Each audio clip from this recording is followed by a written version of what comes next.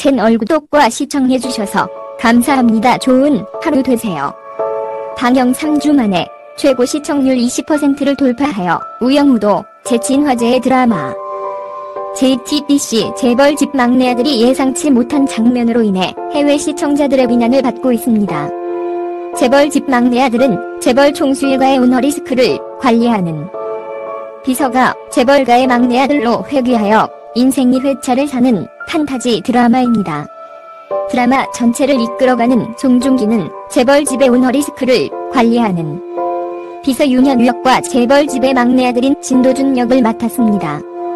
그리고 송중기 이외에도 이성민, 신현빈, 윤재문, 김정난, 박진현, 조한철 등 다수의 연기파 배우들이 등장합니다.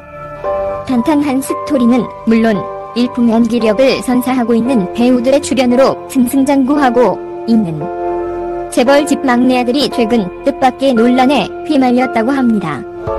현재 재벌집 막내 아들은 JTBC 채널 및 OTT 서비스인 넷플릭스와 티빙에서도 송출되고 있는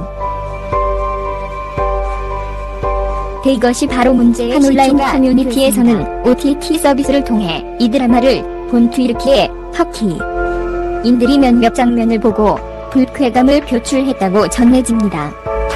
경제의 나라라고 불리며 관계 유지해온 터키, 튀르키예와 한국 터키, 튀르키예와 한국은 경제의 나라라고 불리며 돈독한 관계를 유지해오고 있습니다. 지난 2017년 아스란 하칸옥 잘춤 튀르키예 대사는 대한민국과 터키의 수교 60주년을 맞이해 한국과 터키의 가능성은 무궁무진이라며 양국의 동맹관계를 강조했습니다. 오랜 기간 동안 우리나라에 대해 사랑을 표해왔던 터키인들이지만 일부 국민들이 JTBC 재벌집 막내 아들의 몇몇 장면을 보고 불쾌감을 표출했습니다. 2022년 11월 18일 첫 방송된 재벌집 막내 아들 1화에서는 윤현우가 순양그룹의 불법 비자금을 회수하기 위해 터키를 방문하는 장면이 나옵니다. 안전하게 비자금 회수에 성공한 윤현우는 택시를 타고 이동하던 중 수상한 김새를 느끼게 됩니다. 택시기사가 지름길이라는 설명과 함께 골목으로 들어갔기 때문입니다. 결국 윤현우는 그곳에서 갱단을 만났고 총을 들고 쫓아오는 그들에게 죽임을 당하고 맙니다. 윤현우가 진도준으로 회귀하는 과정을 설명하기 위해 이 장면을 넣었다는 건 너무도 잘 알지만 터키인들에게는 납득되지 않는 부분이 다소 있었던 듯했습니다. 터키인들을 갱으로 표현한 것만으로도 기분이 상할 수 있는 때에 더불어 지속적으로 터키 국기가 펄럭이는 것을 여러 번 카메라에 담아냈다는 점입니다. 방송을 본 시청자 또한 내가 보면서도 좀 이상하다고 느꼈다. 계속 노숙자들 보여주고 갱들, 떼들 통해서 송중기 테러하는 거 좋은 설정도 아닌데 튀르키예의 국기 휘날리는 장면은 도대체 왜 넣은 건지 이해가 안 된다며 튀르키예인들을 대변했습니다. 실제 트위터에선 터키인으로서 정말 유감이다. 실제 해당 장면을 본 터키인들은 분노의 입장문을 남겼습니다. 터키를 무슬림 국가, 환대받는 국가로 보여주는 것은 부끄러운 일이다. 매년 수백만 명의 관광객들이 터키를 낙원으로 묘사한다. 이 드라마는 우리를 저개발 국가로 묘사할 권리가 없다. 지금까지 많은 한국 드라마를 봐왔지만 재벌집 막내 아들은 터키를 아랍 국가로 표현했습니다.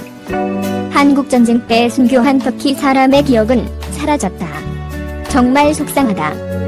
이번 제작에 관련된 모든 분들을 규탄한다. 터키를 이렇게 보여주는 건 터키 국가에 대한 무례함이다. 한국 드라마를 사랑하지만 터키를 모르는 시청자들이 많은데 이런 식으로 소개하는 것은 어리석은 일이다. 왜 튀르키예를 테러리스트 국가처럼 보여주는 것인가 등의 내용들이었습니다. 이런 글을 본 국내 누리꾼들은 대다수가 이해한다 라는 반응이었지만 그렇지 않은 몇몇 누리꾼들도 존재했습니다. 이런 분노에 이해하지 못하는 누리꾼들은 드라마인데 뭐가 그렇게 불만이세요? 그럼 안 보시면 됩니다. 픽션입니다. 픽션. 기분 나쁘면 재벌집 막내 아들 안 보는 게 답 등의 댓글을 달았습니다. 드라마에서의 설정이 특정 국가의 이미지 실추까지. 한편 우리나라 드라마의 이런 논란과 비판은 앞서 몇몇 영화, 드라마에서도 제기된 바 있습니다. 범죄도시 2는 베트남 개봉을 위해 베트남 문화체육관광부영화국에 등급심의를 신청했으나 반려돼 상영이 불가됐습니다. 영화 범죄도시 2와 넷플릭스 수리남입니다. 베트남 영화국 측에서는 폭력적인 장면이 많았다라고 설명했으나 일각에서는 범죄도시 2에서 베트남이라는 국가가 부정적으로 심어졌기 때문이 아닐까라는 의문을 제기하고 있습니다. 영화 속에서 베트남 호치민이 도주한 한국인 범죄자들이 은둔하고 있는 위험한 도시로 그려졌기 때문입니다. 이 의문은 더욱 사실화되어 가는데 그 이유는 범죄도시 2 반려 이전에도 베트남 영화국에서 할리우드 영화 언차티드의 현지 상영을 금지로 내렸습니다. 언차티드 내용 중에 베트남과 중국의 영유권 갈등을 빚고 있는 가운데 중국이 임의로 큰 구단선을 표기한 지도가 등장해서 그렇습니다. 넷플릭스 수리남도 마찬가지입니다. 수리남은 남미 국가 수리남을 장악한 무소불위의 마약 대부를 검거하기 위해 국정원의 비밀 임무를 수락하며 벌어지는 이야기로 실화가 바탕입니다.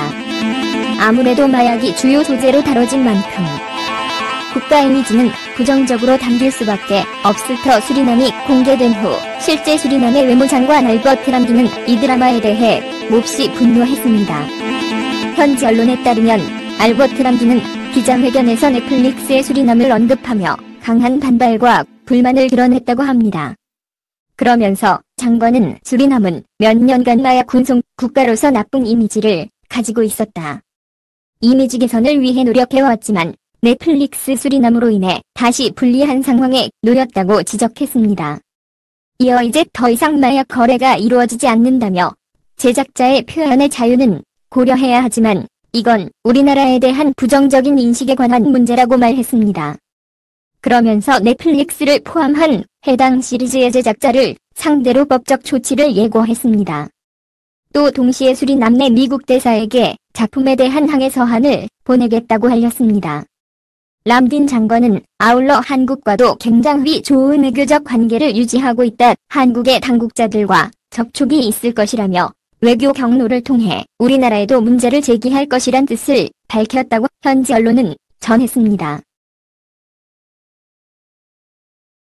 한국 외교부도 이런 현지 동향을 공관을 통해 보고받고 외교부 당국자는 수리남 정부의 공식 항해 메시지가 한국 정부에 접수됐느냐는 질문에 해당 넷플릭스 시리즈 방영 이후 수리남 정부의 우리 정부에 대한 입장 표명은 없었다며 수리남과의 우호 관계 유지를 위해 지속 노력 중이라고 말했습니다. 이를 본 네티즌들은 생각보다 튀르키예 반응이 심각하다. 드라마긴 하지만 쓸데없는 국기 장면이 너무 많이 들어간 건 사실이다. 안 그래도 우리나라 좋아하는데 충격이 컸을 듯 등의 반응을 보이고 있습니다. 앞서 수리남의 경우 외교 문제까지 불거졌던 바 있는 만큼 이번 재벌집 막내 아들에서 보여진 장면으로 인해 튀르키예와 외교 갈등이 있을지 그 위추가 주목되고 있습니다. 채널 구독과 시청해주셔서 감사합니다. 좋은 하루 되세요.